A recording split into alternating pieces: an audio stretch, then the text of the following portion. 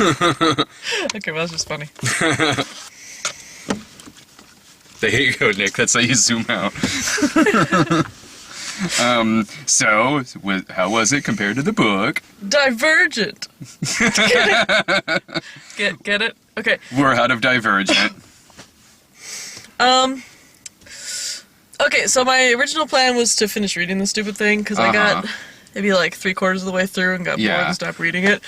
We're in the movie.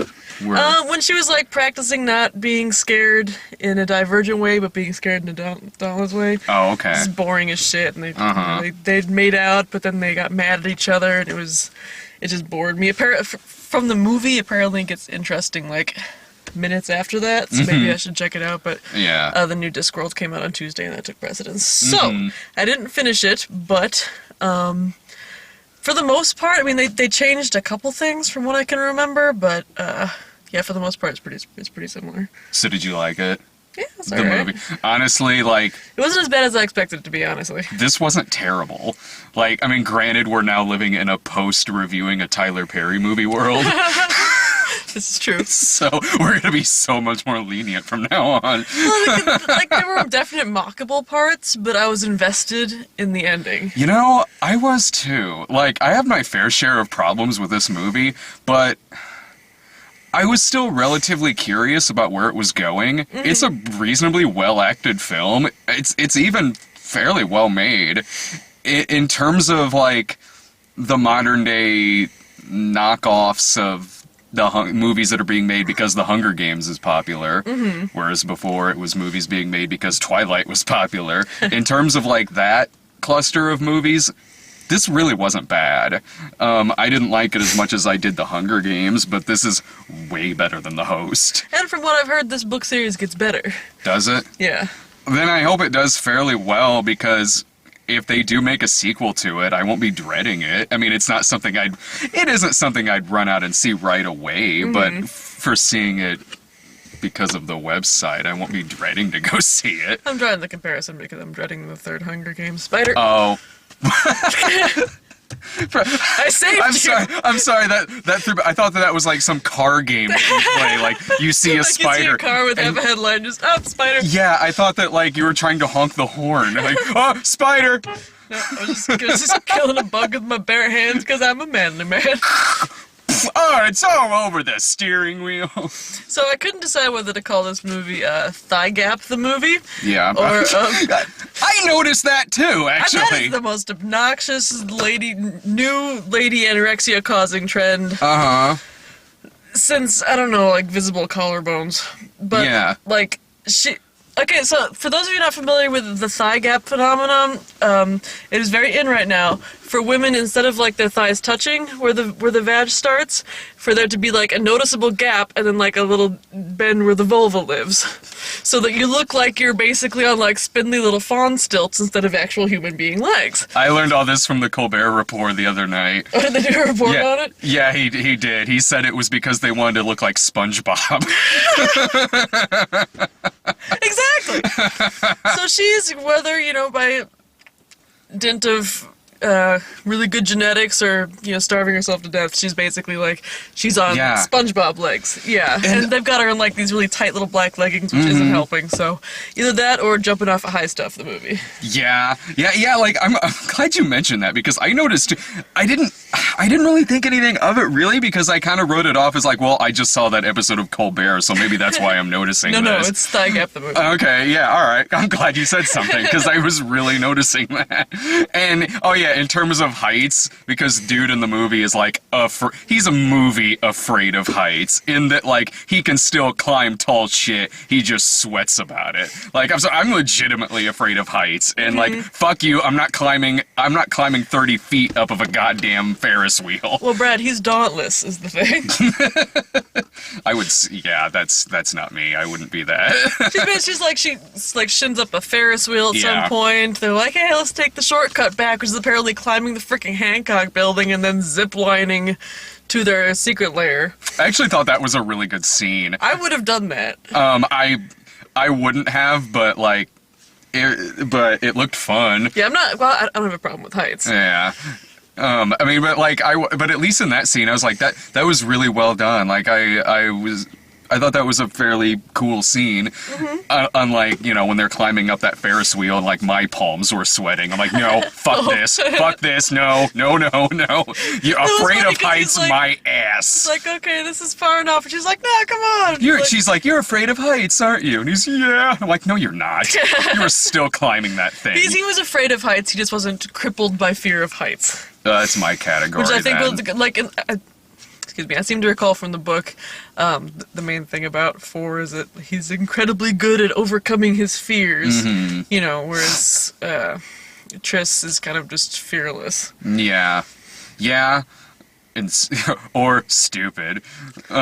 She's got. No, I don't mean that isn't she's sheer stupid. Raw stupidity. I don't mean that isn't the character stupid. I just mean like, yeah, I'm not gonna be climbing up a Ferris wheel. That's really stupid. It was not just like a normal. It was the Navy Pier Ferris wheel. So they had a ways to go. Oh my god. Oh, Chicago was awesome in this movie.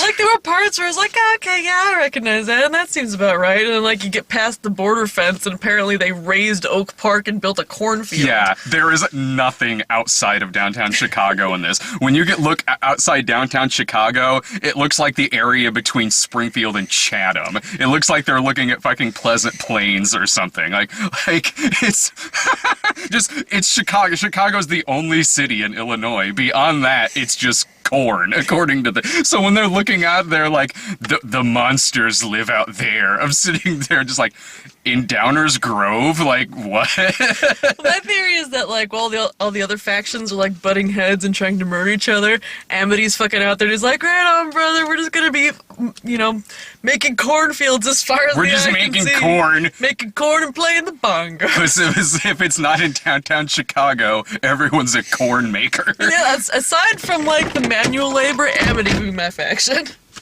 Because there's like, there's let's see, there's erudite, who are like the super smart ones, and also the evil ones.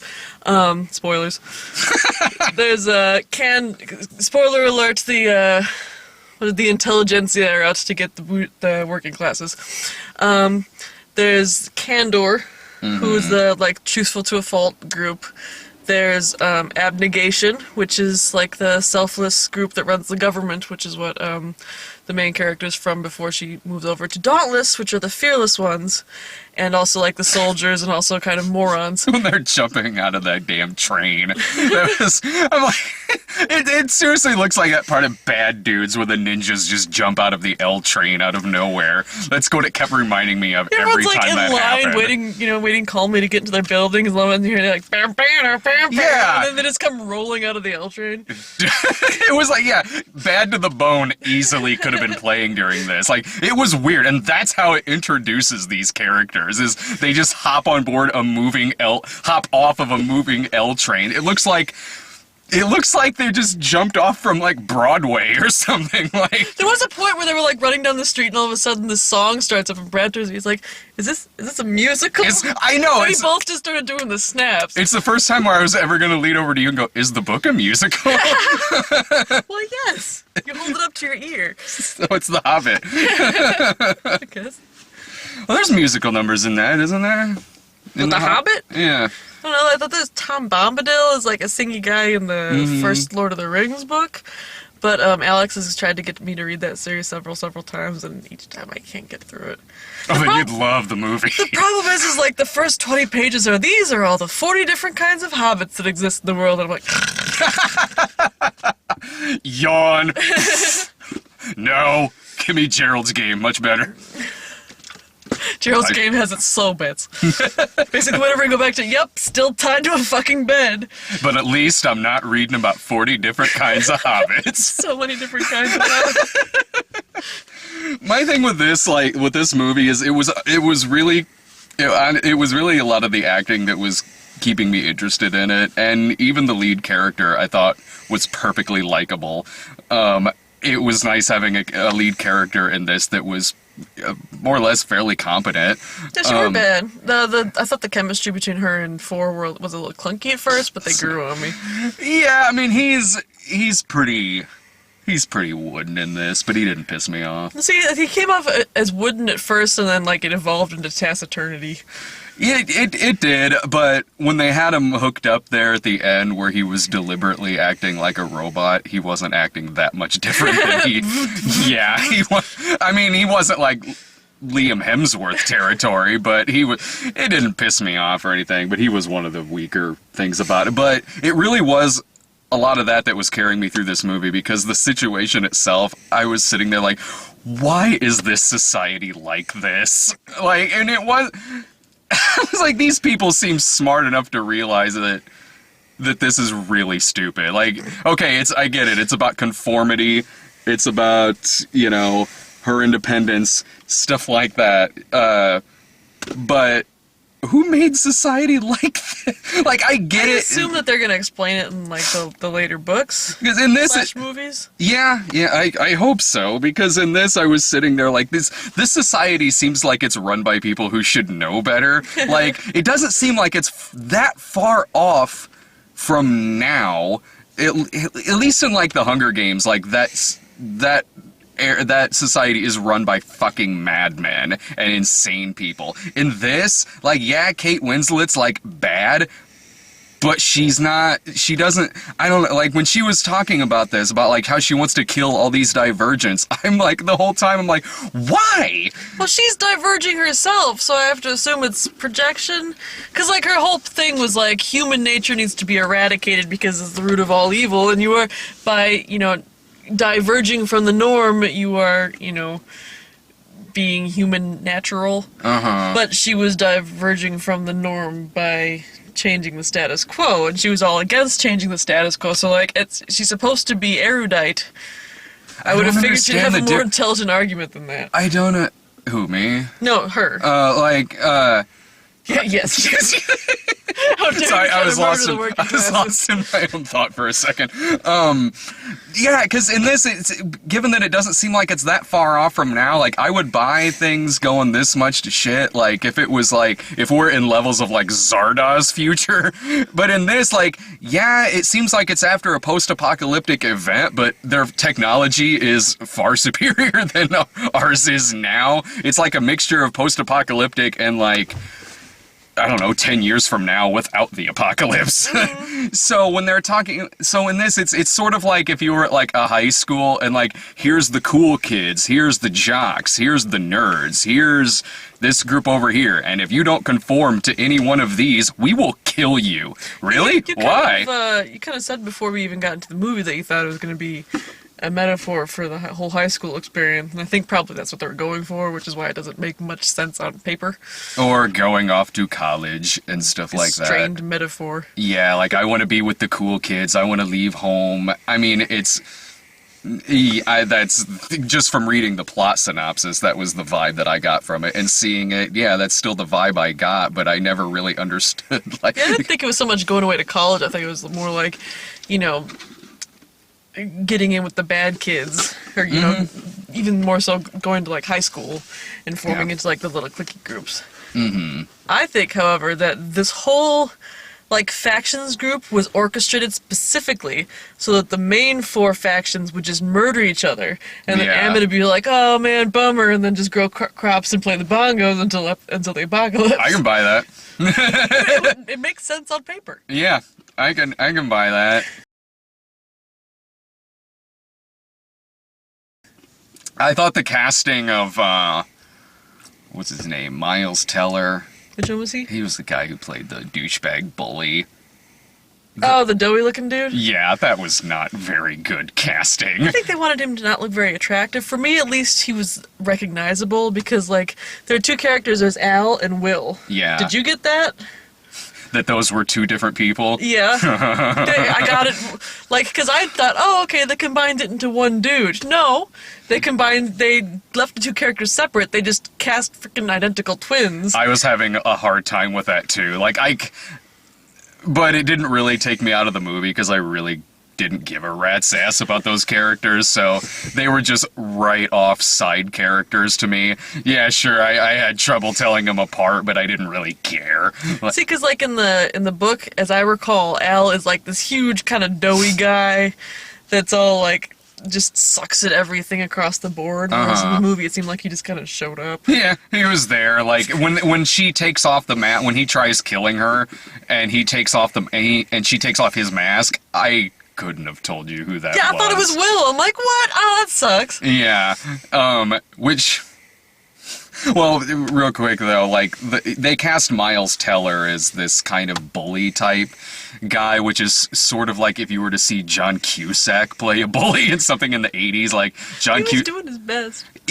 I've seen him in other things where he's a decent enough actor. Granted, the last thing I saw him in was That Awkward Moment. And I'm not sure I'm not sure if I really like the idea that he's playing Mr. Fantastic in the new Fantastic Four. What? Yeah. Okay. Yeah, they cast him. I don't know about that, because he is not intimidating in any way, shape, or form. Like, it was weird casting that he's like this douchebag bully type. I thought he pulled off Crazed relatively well. He's kind of got the crazy eyes when you look. There were a couple parts where he was like when he was fighting her in the ring, where he kind of had the crazy-eyed thing going on. That I was totally cool with. That, yeah, those couple shots where he did that, I thought he was fine. But 98% of the time, when it felt like I was watching an 80s movie and they accidentally cast John Cusack in the James Spader role. I can see that. I did think it was funny that how fast the turnaround was on that character. He's like this huge evil persona, and then like she shoots him in the leg. He's like, oh, okay, I'm with in the your team asshole now. gun. I loved asshole gun. It's like darts that make it feel like bullets. I thought that was a real gun, because it wasn't one of those blow dart guns. It was just like it was an actual factual gun. At the end of the movie when they're shooting at each other. Oh, okay. Well, I mean, like the one they had earlier in the movie where it was like darts. That was funny. That simulates the feel of an actual gunshot. Asshole gun. Because why not? Ow! Fucker! It's all right. I didn't really shoot you. It just feels like it for a while. Just feels like it, huh, motherfucker? Oh, we should talk about Macklemore. Which one was that? Oh, he's not actually Macklemore. He bears a striking resemblance to him. The evil guy, like Floor's counterpart. Oh. The one who's had a piercing, not on his eyebrow, Jai Courtney? in the middle of his freaking forehead. And he had like the Macklemore hair, it's kind of like a really, really, really thick He looked like mohawk. Here's what he looked like. He looked like the kind of guy who, after he's done with his work, he goes home and listens to a lot of Dane Cook. I could see that, yes. He had like the neck tattoos, and he was basically like the quintessential bully person in power. I liked him. I thought he was fun. I kind of like Jai Courtney in things that aren't Die Hard 5. But I kind of like that actor. So, I mean, he looked like he was having fun. He looked like he was in, like... he looked like he was in a futuristic movie of, like, 1998 future. Like, this is a movie that was made in 93, but it takes place in 98, and here's what the future guy looks like. He was basically the Zabka of this movie. Kinda, yeah. Yeah, with like what you said, that doofy haircut that made him look like an early 90s rapper with those piercings. And speaking of the tattoos, yeah, here's the thing about a movie like this, and the audience that it caters to. A lot of little girls are going to be getting tattoos. Yeah. And they're gonna be awesome. The thing about Dauntless is that you basically get tattooed to the nines, or like the whole... all the other little factions have like a basic uniform that they adhere to, but the Dauntless, it's gotta be like black, but past that, pierce your face, tattoos. They had like a tattoo machine where it's basically like a pad that they put on you, and then I don't know what they do with that piece of glass that they all seem to be carrying around. Oh, yeah. It's basically just tattoo without the muss and fuss. So, like, the main character was like, she was bummed out, so her friend's like, let's go get tattoos! And so they did! Yeah, Maggie Q gives them tattoos, and I'm just laughing like, some teenage girl is gonna go get tattoos and be really surprised when it hurts. Wait, this is nothing like in the movie. Where's the pack that you're supposed to put on my chest? Hers was licked on by kittens. That makes it. The casting of the movie was, by and large, fine. Like, this had Ray Stevenson in it. Kate Winslet was good. The casting of Ashley Judd as her mom was really good casting. Yeah, they looked similar without, it seeming contrived. Mm-hmm. And Tony Goldwyn is her dad, who has aged maybe 5 years since Ghost. I mean, I didn't much care for her brother, but oh, I didn't much care yeah. for that character. Yeah, I was kind of like, I can't tell if he's, like, gonna betray them or if he's just a bad actor. I think he's just the Percy Weasley of that family, and he's just a pompous douchebag. Yeah, I can see that. The scene where, spoiler, the scene where she loses her mom was really good. I cried. I was like, wow, I'm actually emotionally invested in this. Well, she's a good actress, and I think that helped. 'Cause Yeah, she wasn't doing like the graceful single tear, mama. She was like just like full blotchy faced weeping. Yeah. That sold it, I think. But then when she lost her dad like 10 minutes later, I was like, was that really necessary? Nope. I was like, that was so not necessary. We just had a scene with her and her mom, and now this is like, okay, if eventually the dad dies, that's one thing. Like, if in the sequel or something, but this is like 10 minutes fucking after. I think it just showed that, he was abnegation to the end. He was basically like a truly selfless act, walking in there, all guns ablazing, knowing that he was going to get his face shot off. I would have been, something like that I'd have been much more cool with if it was way later after a scene where she already just lost one of her parents. So I was kind of like, okay, I'm seeing like, not really the same scene again, but kind of. Like it's not like it played out the same way. But, I don't know, what I'm looking forward to the second one.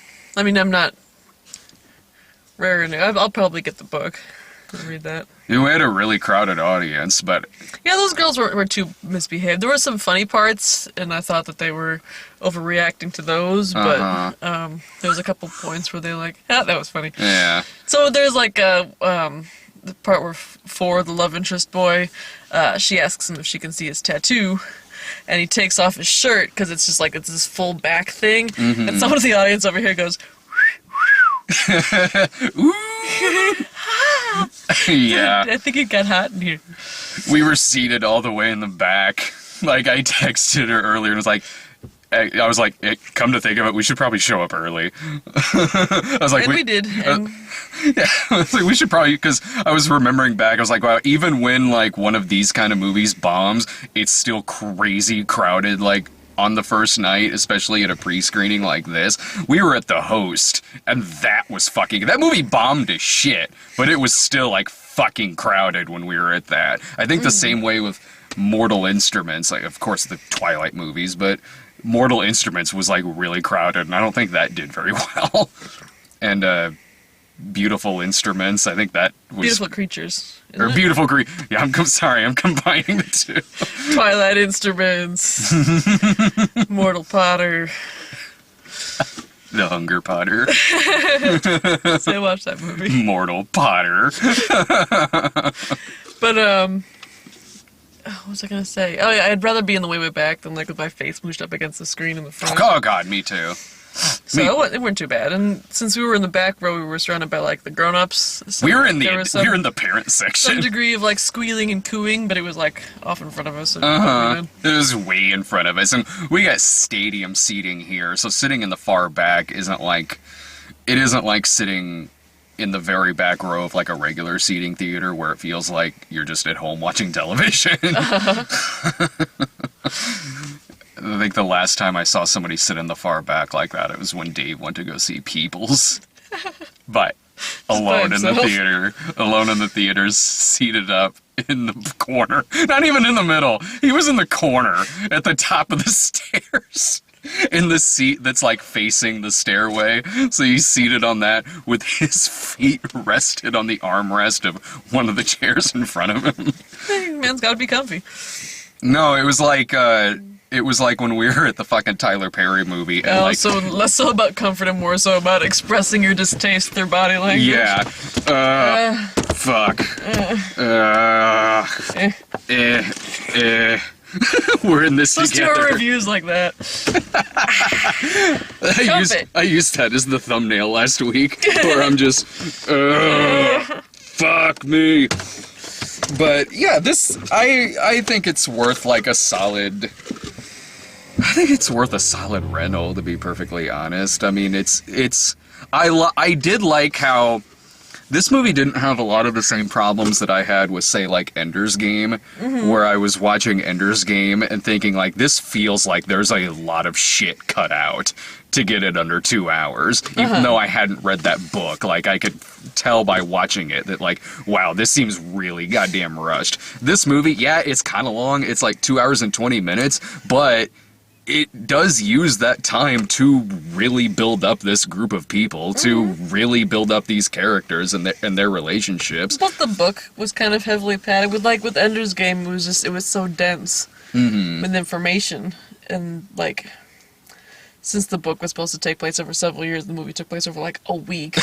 That's most of the reason. Whereas this one, it's supposed to just be telling the story of this girl going through initiation. So I think they had more wiggle room with this. Yeah, I could see that. Like in this, even though I was sitting there sometimes when it was actually dealing with the exposition of this society and why it's doing the things that it's doing, even though I was kind of sitting there like, why are you killing all these? I don't get this. This society seems just really stupid. But even with that being said, even though I had questions there, I didn't feel like anything was cut out, even though I'm sure there was. I'm sure there was stuff cut out for this movie. I didn't sit there like confused, really, or like, wow, this feels like there's like a lot of fucking chapters missing. It felt like a complete enough story. So if you catch it for, I don't know, maybe $5, or if you want to rent it, if you get dragged to go see it, it'll be better than you think it is. It's not that bad. It really isn't. So which faction do you think you'd be in if you were in a stupid post-apocalyptic dystopian world? I'd be dead. No, come with me to the bongos. Yeah, that's probably where I would be. Manual labor, though. I'm not... Yeah, that's a good point. Plus, you're not the most cheerful person, generally speaking. You can be factionless, and I'll sneak you some carrots. Would I be Divergent? Either or. I would be dead. I would not survive the apocalypse. You'd be like, yeah, dauntless, and then they'd be like, jump from the L train. You'd be like, nope, this is where I live now. I wouldn't be stupid enough to join that group. Like, that would be just me, like, they'd be like, okay, I want to just throw myself off a bridge. Might as well go out with a bang. I'm gonna jump off the L train. No, I'm not gonna do that. I'm afraid of heights. I ain't going on that fucking thing. What train? We got The Giver. Oh, yeah! That's the thing that I was aware of. You didn't know they were making The Giver? No. I've... It seems like it should be black and white. Do you remember that book? Yeah, but I never had to read it. It was always there when I was in like grade school. It was a book that was always there, but we didn't have to read it. I can tell you exactly what the cover of it looks like. The old dude. Yeah. Yeah, like I'm a bit foggy in the middle, but like I seem to recall that the whole point was that this kid could see color, and whereas nobody else could. So it seemed like they should, at least like the first part of it, put it in black and white, like The Wizard of Oz. But maybe they just didn't show that in the preview. Oh, mainstream studios are too scared to release a black and white movie this day and age. I'd have been surprised if it was black and white. The Artist. That wasn't mainstream. I mean, compared to something like this. But I mean, that would be cool. I would totally be all for that. You know more about that book than I do, though. The only reason I don't remember much. I remember I loved it, but yeah. People that were in my class who read it really loved it, but I just never did. The movie didn't look bad, I guess. I mean, it was cut like a trailer that was catered towards the audience we just saw this movie with. Which, I tell you what wasn't. The Draft. Draft Day! They put Draft Day, the preview for that. Maybe they thought that Jillian was going to be there so she could see the trailer for the sports movie.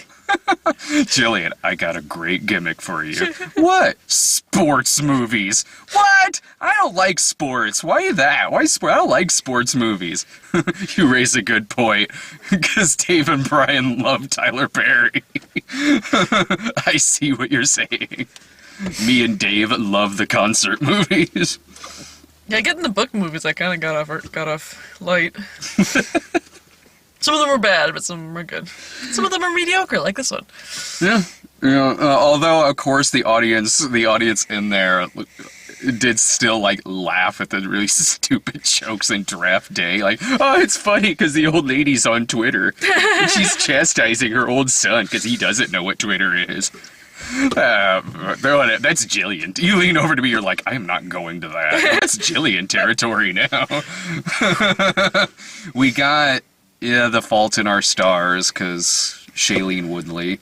Yeah, my money's still on the dude's gonna die and she's gonna live. But, I know nothing about that book, but when I saw that trailer, I was like, oh, that dude's probably gonna die. Oh, is it based on a book? I think so. I think it is. I could be wrong, but I thought I remembered Irving saying that it's based on a book. News to me. I'm still waiting for my Wool movie.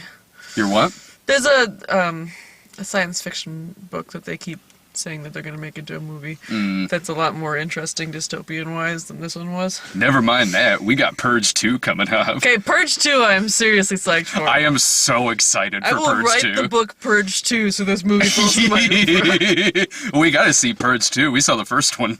We were both at the first one. That movie looks... I didn't even like the first one. That movie looks awesome. That looks like we said in the shit. review, that this is exactly what they needed to do with it. And yeah. they did. That movie looks so awesomely batshit in every great way possible. And if all things... If God is a loving and just God, then this will be the Road Warrior 2 with Purge 1's Mad Max.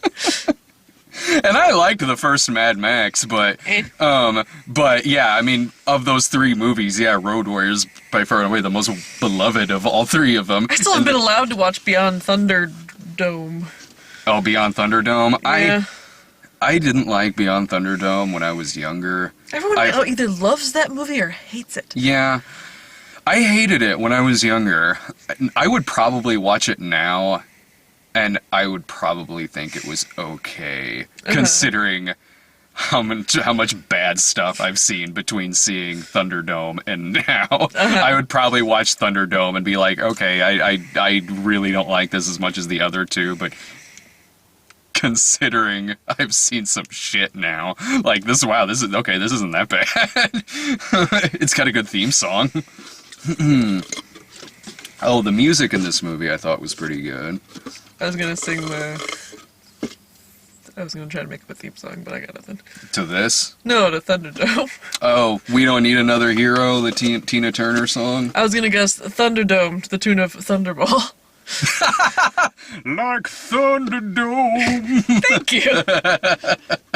That would be awesome. Tom Jones is playing the head of Thunderdome. Wow, why'd I hate this movie? First of all, I could have swore that was Tina Turner when I was younger, but... They're catering it straight to you, but to future you, which is what I didn't like when I was a baby. If they're catering it to future Brad, that means the movie's now R-rated. We got several trailers. What the hell else did we get? There was a lot. I mean, of course, Spider-Man 2. Yeah. Which... I was about to say, like, okay, we had the one trailer that has Shailene Woodley in it, and now we have the trailer for the movie she was cut out of. She was going to be Mary Jane, wasn't she? Yeah. But then they decided she was too plain. Is that what happened? That's what the internet said. I don't know how. I remember those pictures that they released of her. It was just behind the scenes. She was just, like, walking down the street. Mm-hmm. And, yeah, I kind of remember the internet kind of being like, what the fuck, no. But the pictures they put up were hardly flattering. Yeah, she's a really pretty girl. She's not like... The argument, I guess, was that Mary Jane Watson was supposed to be like a supermodel hot, and she's not. But... So what? I mean, sure, I get that. I don't care. Like, if I don't. Like, I'm not that hardcore about that casting, but, I get it, sure. If she's supposed to be this perfect 10 supermodel thing. And Shailene Woodley's cute. I mean, she's really cute and I don't mean this is a bad way at all. I mean, she's really cute in very much a tomboy sense. Uh-huh. And that's not really... I can see why, if you're really hardcore on that casting, why that'd be kind of like, I don't know. Mary Jane I don't was care, like a model at one point, but like they're... Comic books are always, like, the women are always drawn supermodel hot. So I don't see why they can't look a little different from each other. I mean, like, yeah, I don't care. Like, I'm just saying, like, okay, I get that argument. I don't really give a shit one way or the other, but I get that argument if you're really that hardcore on a lot of the casting there. But yeah, to be fair to like the pictures that were released behind the scenes they were unflattering. They were the definition of unflattering. Like, wow. Like, Jesus Christ, that sucks. So yeah, I mean, we got that trailer. We got like 6 or 7 goddamn trailers. I don't remember any of the rest of them. Me too. I just remember being like, oh my god, The Purge 2 looks awesome. And then not really giving a fuck about any of the other trailers. We got the Spider-Man 2 trailer a bunch of different times. Because we did like the first look, and then the second look, and then the actual trailer. Oh yeah, because we got here early, so we actually saw the featurettes at the beginning of it. With like sassy housemaids with Carla Turkleton. I love Carla Turkleton. Wife of Turk Turkleton. You think my name is Turk Turkleton? Well, yes, Dr. Turkleton. They play like Jason Derulo Talk Dirty to Me, which has the line, no habla English in it, during the commercial for a movie about Latino maids, which I thought was a little off, but they were digging it, so... I can't even remember what that was called. I just remember, I think I got up to use the restroom when that was playing, because I'm not going to watch this show. What the fuck? It's called Carla Turkleton and Friends. Well, if it was called that, I'd watch it. That'd be way better than when they did Scrubs Interns. Yeah, they did that. You don't remember that? That was, I think, yeah, it was called Scrubs Interns. It was like, Scrubs ended, it had a finale, but they didn't want to cancel it, so it went on for another season, and they tried calling it Scrubs Interns, but it still had, like... Dude Meister and Friends? Maybe, like, it still had, like, every now and then it still had JD in it, but I think it was Dr. Cox training a bunch of interns. One of them was, like, Dave Franco playing kind of like a douchey bro-y kind of guy. I didn't see much of it. Like, I heard it was terrible. I saw a little bit of it. It looked fucking terrible. Like, for me, I love every aspect of Scrubs except for JD. So he kind of, like, the douchier he got, the less interest I had in the show. So, like, the later couple seasons I just didn't watch. Oh, yeah, and then, I mean... Then you might have liked some of... Well, no, I mean, you wouldn't. I mean, because it doesn't have much of JD in it. Every now and then it does, but not a whole lot. But it still wasn't very good. That's a shame. Like that Scrubs, I'm pretty sure that's what they called it. Scrubs Interns. Scrubs After Dark. Wow, there's a lot of nudity in this. Why didn't you tell me? They can get away with the hardcore violence they do on Hannibal. Oh my god. There was Hannibal the other day, there was a guy made a, what do you call those? Mosaic? Yes, a guy made a mosaic that was made of humans and it formed an eyeball. Like, I was like, holy shit, this is gross. This is on NBC, what the fuck? Dude wakes up and they're all glued together. Dude wakes up and pulls, like, his fucking skin off the other one. Like, it's the most fucking gruesome thing I've ever seen on NBC or network television ever. Like, Dexter on its darkest days never got as graphic as that show. Okay, maybe I need to watch this. You really need to watch this. It is so good. It has no business being as good as it is. I will watch it. Because Silence of the Lambs is one of my favorite movies. This is great. Like, when I first heard they were doing that show, I thought, like, okay, is it just going to be a fucking procedural, but it's just got Hannibal Lecter in it? And the first few episodes, it kind of starts out that way, but then they trick your ass. Like, no, this is not a fucking procedural. This is dark shit. Like, now it's at the point where everybody on that show is a cannibal and they don't know it.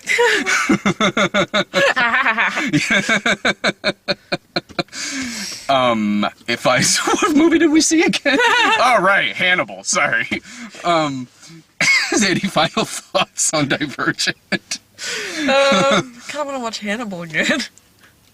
The show or the movie? Oh, the movie. I kind of like that movie. I saw it in theaters. I thought it was great. Me too. It wasn't as good as the first one, but, you know. No, it was campy as shit, but that's kind of why I liked it. Corn-fed country pussy. I had a great time at that movie. So yeah, my final thoughts is corn-fed country pussy. Divergent in 5 seconds, ladies and gentlemen. Nailed it. Okay, yeah, you already saw my thoughts on this movie. I agree with what she said. Bye.